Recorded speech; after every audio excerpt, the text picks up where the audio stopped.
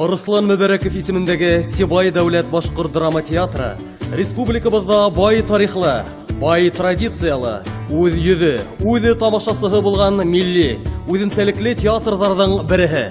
Театр 1931 елның июнь айында Стәрлетамак калаһында икенче профессиональ башкорт театры булып асыла.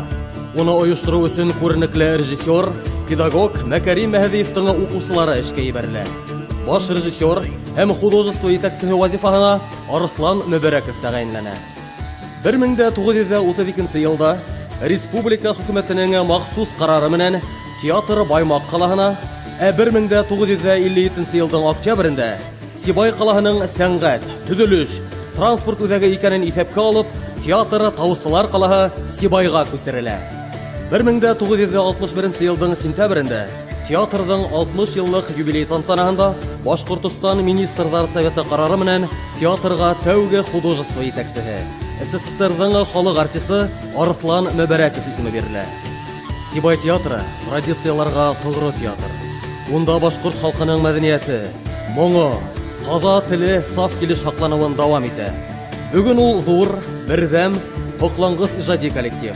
Башкортстаныбызның горурлыгы, Урал аръягының йөзек кашы, рухи Мәккәһе булып, башкорт сәнгате күгендә якты йондыздай балкый.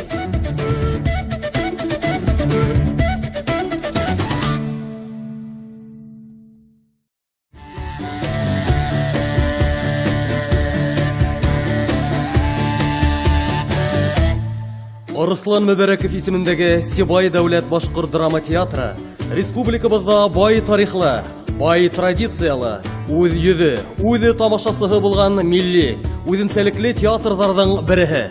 Театр 1931 елның июнь айында Стәрлетамак калаһында икенче профессиональ башкорт театры булып асыла.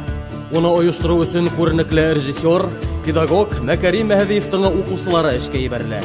Баш режиссер һәм художество итәкчесе вазифаһына Арыслан Мөбәрәков тәгаенләнә. 1932 елда республика хөкүмәтенең махсус карары менән